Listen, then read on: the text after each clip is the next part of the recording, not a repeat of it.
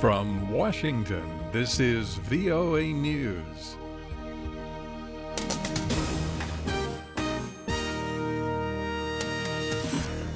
I'm David DeForest reporting. Talks on Syria to begin. The UN Special Envoy for Syria says the delayed intra-Syrian peace talks will start at the end of the week, January 29th, and invitations will be sent out on Tuesday. Lisa Schlein reports. Government backers of different opposition groups have stalemated the talks so far because of their opinions as to who should and who should not be allowed to come to Geneva. UN mediator Staffan de Mistura says he wants to get the negotiations off on the right foot, so he will not divulge the names of the people on the invitation list. But he notes the Security Council considers Islamic State and the al-Nusra Front as terrorist organizations, so they will not be invited. Lisa Schlein, Geneva. The U.S. is stepping up efforts to help Laos deal with such problems as hunger, the existence of unexploded bombs, and the need to provide access to technology in some areas. U.S. Secretary of State John Kerry outlined the efforts during a Monday visit to Vientiane. He also held talks to lay the groundwork for a special ASEAN summit next month in California. Libya's internationally recognized government Monday rejected the UN Assembly Unit Cabinet.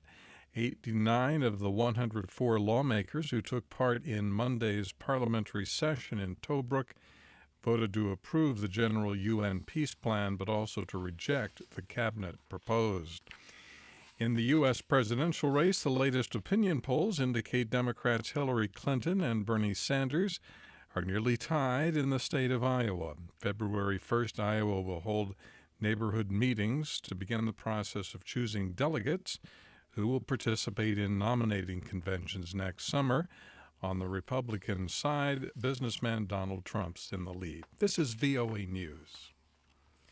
Suicide bombers Monday struck in the town of Bodo in the Nigerian-Cameroon border. The blasts killed at least 25 people and wounded many others. Officials say up to 4 bombers blew themselves up in the town, located in an area frequently targeted by Boko Haram militants. There was no immediate claim of responsibility.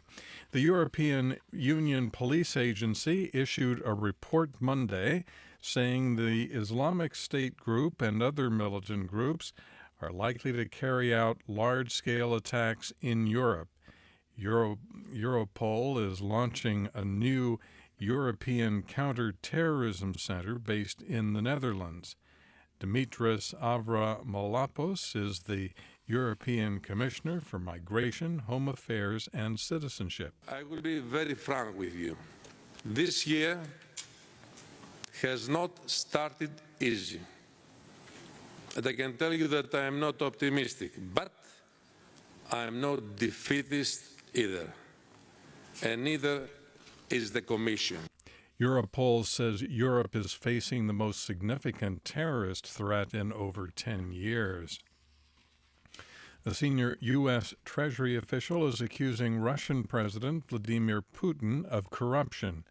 Adam Zubin, who oversees U.S. Treasury sanctions, says the Kremlin leader uses his position to enrich his friends and allies at the expense of others. A rare blast of winter weather has paralyzed much of eastern Asia, with temperatures falling to record lows in places accustomed to much warmer conditions. A combination of snow, sleet, and winds forced officials to cancel hundreds of flights and shut down schools. Scores of people, many of them elderly, are reported dead from the effects of the cold weather in Taiwan and Japan. The American East Coast is gradually recovering from a winter storm. U.S. government offices in Washington were closed for all but emergency employees as the city clears snow-covered streets. Serving all-day breakfast may have pulled fast food company McDonald's out of its long slump.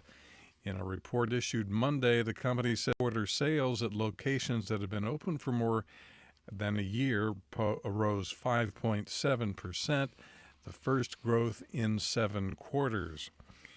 The medical aid charity Doctors Without Borders is calling for guarantees from Yemen's warring parties that medical activities will be protected in accordance with international law. In a statement Monday, the medical charity said the conflict is being carried out with a disregard for the rules of war. It says that since October, its medical facilities in Yemen have been bombed 4 times, with 2 hospitals, a clinic, and an ambulance coming under fire. From the VOA News Center in Washington, I'm Dave DeForest. That's the latest world news from VOA.